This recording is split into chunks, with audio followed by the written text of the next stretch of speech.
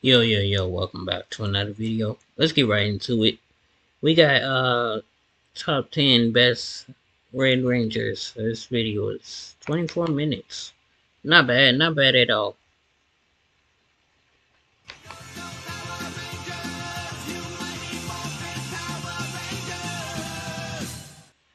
Hello, Internet.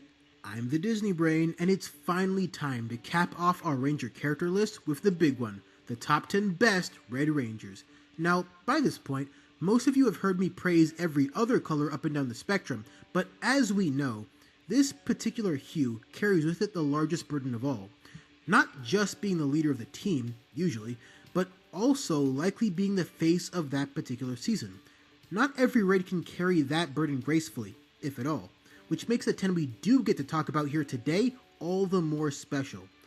Worth re-emphasizing, though, is the fact that the order itself has never actually held that much importance to me. For this list in particular, if I could have named 4 number 1s, I'd do so. So no sense in getting too hung up on this ranger over that ranger. They're all great.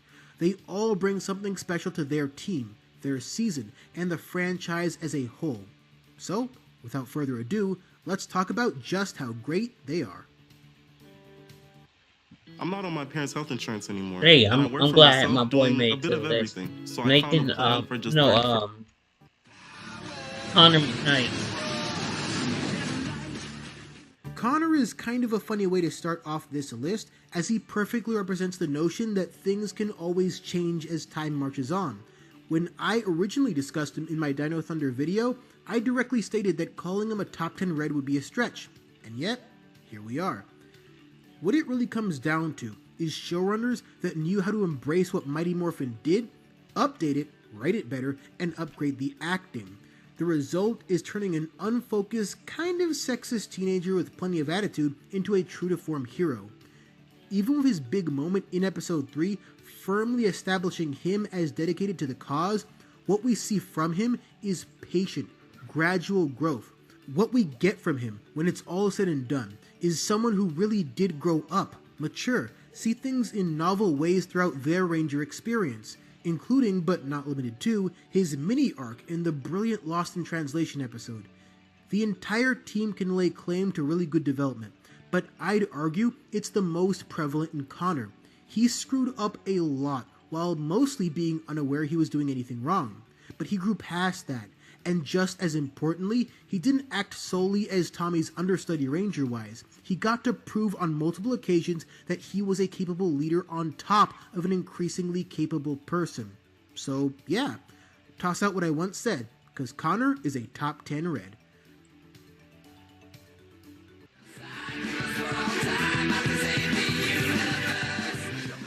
Jack serves as yet another great example Thought of he'd a be higher, very noticeably flawed but person okay. being given the keys to massive power and doing well to prove himself with it. And there's a lot of dynamics the show plays around with to create this arc for him.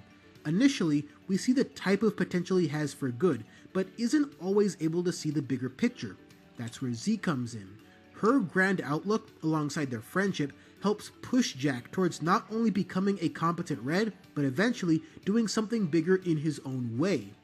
Kruger also plays a huge part in this, effectively challenging Jack to become the type of Red Dog he always knew he could be. And meeting Boom post-breakout, a man who flamed out of cadet training but still loves and appreciates the chance he got with SPD, was the perfect way for Jack to realize that maybe this organization really is about something greater. But nowhere are the character dynamics greater than with Sky himself. Almost half the season, if not more, is dedicated to the push and pull between these two, both of whom became great characters as a result, all capped off by Jack donating his morpher just so Sky can relish in a poetic victory. That's what great leadership looks like. And I'll always appreciate the fact that his growth led him not towards becoming a commander, but towards making his own choice about a life beyond SPD. A choice he more than earned.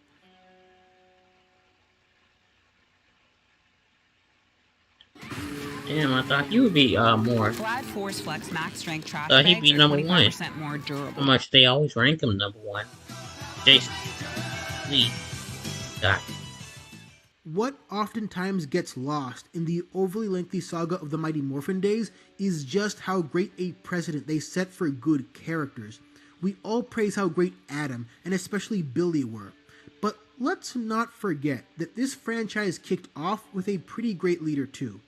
He didn't get the same type of development or arcs that a lot of his fellow Reds got, but the things we learned about him in just one episode were more than enough to carry him through most of the season. When things go south, he's usually the first man to genuinely want to make it right. When friends lose their way, he's the one literally reaching out and seeing the good. He listened to Zordon intently when no one else could be bothered, as if anxious for a chance to do something bigger in his own fairly downplayed way. But the thing that stuck out even more to me was the fact that he was a great leader because he was a great person, an effective teacher, and a great friend. He always struck me as seeing his job as leader as the burden it was, but embracing it anyway for the betterment of the team, something Boom Comics has done well to expand on. And while Mighty Morphin doesn't take it as far as they could, you kind of have to admire the type of guy whose first notable on-screen action is making sure Billy can grow as a person. The show, the franchise, simply wouldn't be as great without the example Jason set.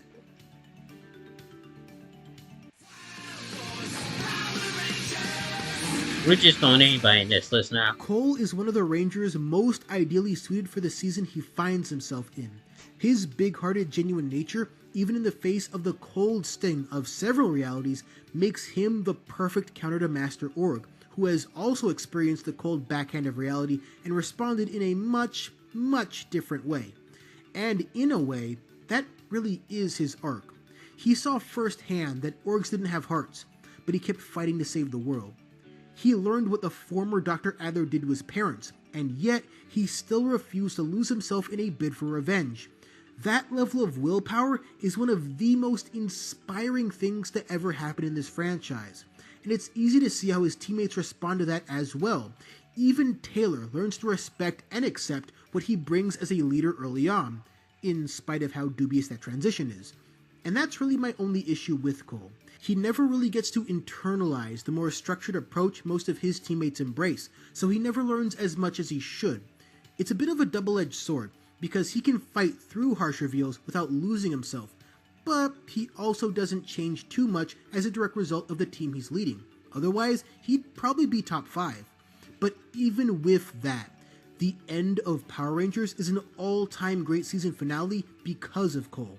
The perfectly bleak and hopeless setting, the loss of every Zord under the sun, the loss of their powers.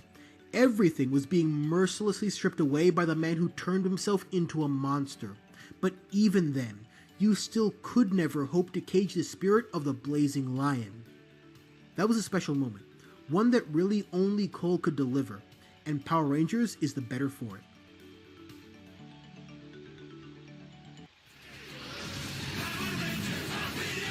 Okay. Way too loud, way too stubborn, and commanding by rank and not respect. Scott Truman started off his journey as one of the worst I'm gonna have to characters in watch Power this show. Rangers. I've He might not actually seen have any had a higher mountain to episode, climb than even Sky other did. than But 4 origin with episodes. both characters, you see the difference between them and someone like Nick Russell. And it's as simple as being able to empathize with their state of being by way like Nick of could be understanding how number they one. got there. With Scott, it's all about his disciplined background Or and family at dynamics. least in number He's 5. not the ideal leader. He wasn't even the ideal pilot by the time Venjik started ransacking the world, and his need to live up to his brother while also proving himself to his father manifests itself into a character who is too commanding, but does genuinely care somewhere underneath that It's gonna hefty layer be of hair. Nick, So now we understand Scott. Jaden, So even if he never really adjusted his ways to become less authoritarian, we could still say he was a real character. But then Jaden, he had to. Then his constant need and to probably prove the himself guy came from to a head Zato. in Heroes Among Us. What makes this episode compelling Unless is it's by maybe this before point, that. we're already intimately familiar with each and every For, way this mission could fail, Dino Fury, because the or Rangers had gone Cosmic beyond Fury. the dome before. But we didn't need some heavy gotcha moment of Scott learning the error of his ways. Instead, Scott succeeds, but does so in a reckless and off-the-cuff manner he knew could have failed. Almost no season would think of forcing Scott to come to terms with his mistakes, despite things turning out so well, and even receiving a medal for his efforts. This moment turns Scott from an empathetic character into a great ranger, and at no point after does he suddenly return to loud, obnoxious boss man. Rather, we see a much more team-friendly atmosphere up until the season ends. When they put their minds to it, this franchise excels at handling this specific character archetype, and the results speak for themselves. That's what's up. Not done yet. Just gotta get this.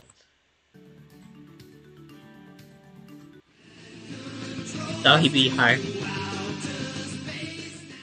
Kicking off the top 5 is the Ranger who both ushered in and was one of the focal points of the golden age of PR storytelling. What's really captured well of Andros is the mystery of the great beyond, and at the time unknown territory for Rangers mixed in with his own storied, shady, and rather depressing history. And just like with Scott, except much less abrasive, we see a Ranger being properly characterized by way of taking a deep dive into his past. So when we talk about how Andros is presented, he isn't just this soft-spoken, somewhat standoffish, not-from-Earth human. His sister was taken right in front of him as a child. His best friend almost died right in front of him before any of this, and Lord only knows what happened to the other former Space Rangers. And that's really the smartest thing they did with Andros, presenting us with a Ranger who's been doing this for a while and has his own complicated history to sort through that's immediately relevant to almost every notable aspect of the story.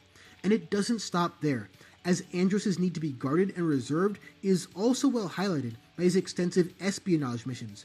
All of this centered around a team that really was pushed in the ways they had to come together, but with no mentor here and needing to rely on a lot more than just butt kicking as a result. And in the end, Andros learns to trust people again, learns to connect to people again, to his humanity. I think she was the best when in she a had the story purple beat, hair. the Jungle Fury When would they go on gave to her that red perfect, hair, he I places hated it. him in a position of believing in someone's capacity to be saved, even when his more wholesome teammates are against the idea. A fine arc for him, but it was the process of getting there that made him a Ranger legend.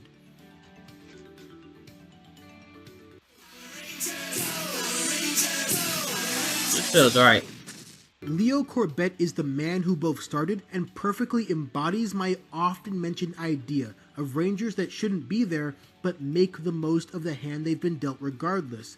There are few Rangers as charming and charismatic as this one, and few Rangers still that come with such a well thought out character journey from beginning to end. Maybe the red And it Steel all Ranger. springs from Maybe. Leo struggling with being worth his brother's sacrifice. That's what's constantly driving him towards being a better Ranger and a more capable leader. He doesn't get to just enjoy I don't his think they merry should little put the voyage Turbo through the Ranger stars on here, anymore. 'cause he ain't really doing And that nothing but- made Destined for Greatness such a great episode to that end. Mike is back now. and The first technically, Red Turbo the Quasar Ranger. Saber was Oh. originally his. Despite everything Tommy, Leo had he accomplished didn't really before do this much. point, despite working In the hard season, all enough they to did be was worthy think of Mike's stop trust in bombs what from could have been his happening. final moments, That he the still doesn't evil feel worth it. Mentions was But then, set up. Mike helps him realize that maybe the Saber was always his to claim. And that's true. Not because the Saber made a mistake or something, but because Leo made it true, in spite of the Saber not originally picking him for this. That just might be the single best narrative Power Rangers has ever constructed, and it doesn't even stop there.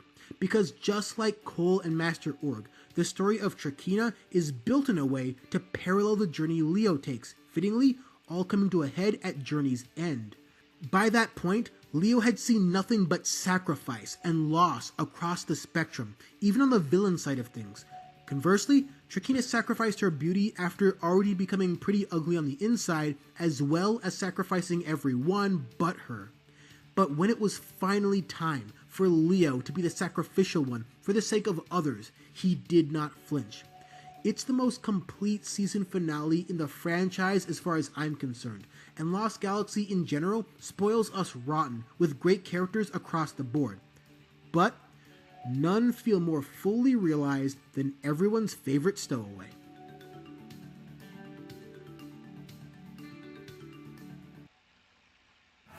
No, I don't agree with this one. The Jungle Fury Ranger. Nah, I've never seen pizza do this before. it feels forced. This is unlike any pizza you've ever had. It is a. Yo, this thing. It's hard to do it better than Jungle Fury. Every character matters, every character has their place, every one feels a little bit, or a lot of it, matured from where they started. But I'm here to tell you that a legitimate case can be made to call Casey Rhodes the greatest to ever do it. He's just that good. Quickly getting back to the Little Ranger That Could narrative that I will never get tired of, brings us the season-long character arc of the Cub-turned-Tiger Master. It's amazing that it took this long in a franchise about fighting to make fighting this pertinent to character growth, but here we are. You'd be hard-pressed to find 2 episodes in a row where Casey isn't advancing in some large or small way. Every time a new challenge comes up, he needs to prove to himself and to his cohorts that the faith Master Mao had in him wasn't misplaced. And just like most great Reds, his development brought out the best in several of the people around him. Theo became a better character because he ends up seeing some of himself in Casey, thanks to Lily. And RJ is able to come to terms with his own complicated past because he also sees some of himself in Casey and cherishes that mentor-student relationship a little bit above his others. That and the team can kick ass a lot more effectively when he's not falling behind. And it's all because he had the right teachers, the right support system, the right team. He went so far because of them. But then, it all stops when he fails his master's test. But the cherry on top of a character so well realized is, once more, his relationship with the main villain. Daishi's growing power is also highlighted as a point of contrast to Casey, and that made saving Jared, while also going against everyone else's wishes, the perfect final test. Because it was in that moment, and really only that moment, that he couldn't rely on the people that pushed him so far. He could only rely on how far he could push himself. They could not have written a better culmination of everything that happened in this story than this face-off. Then, and only then, does Casey get to ascend to Master. Casey is the type of character you get when the season is well thought out steps and not loosely connected parts. And despite that, Jungle Fury still doesn't quite get the praise it very much deserves. So, let's take a minute and appreciate Casey Rhodes, because we may never see a Ranger this tightly written for ever again. Alright.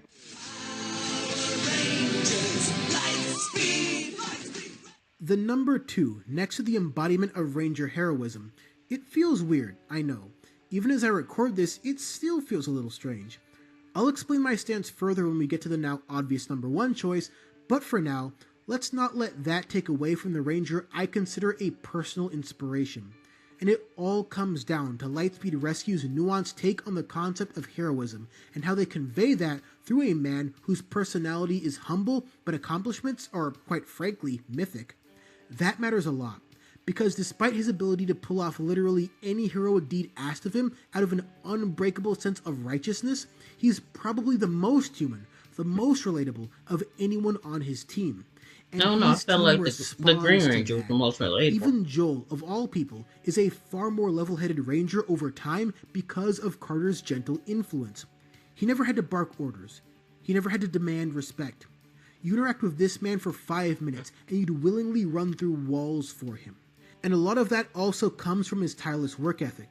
In a way, Carter is all of us, looking up to and trying to match his hero, same as the heroes we all have, fictional or otherwise.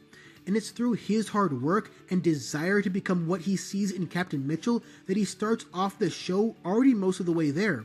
And once he does slap on the Morpher, that narrative doesn't change. Always working, always pushing himself, and when duty calls, no matter what time the phone rings, he's always there to answer it with boundless resolve. Carter didn't have the powerful character arcs or pronounced hero's journeys that the Reds surrounding him did, but he never needed it, because he represents something just as notable, an ideal to strive for, an example for others to follow. It's not just the fact that he didn't hesitate when monsters were on the loose. It's not just the fact that he sacrificed himself Lord knows how many times without a second thought. It's not just the fact that when the day was saved, he still rushed back into action without a Morpher. It's all of that, through the idea that he always sees himself as just another guy, trying to do the right thing, and never as this larger-than-life figure people like me see him as. And that detail counts for a lot to me. But there is one Ranger that, by the slimmest of margins, did it as great as you can do it wearing this particular color. But before we get to him, let's bring in some honorable mentions.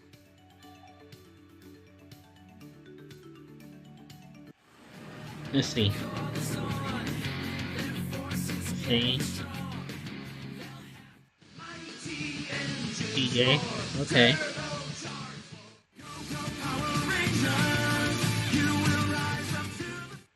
Explaining complex topics can be challenging. Highlight the text you want to simplify and let Grammarly... I hope there's at rank. least 4 or 3 seems like a number. Okay. Yeah, I thought it would have been odd to put him number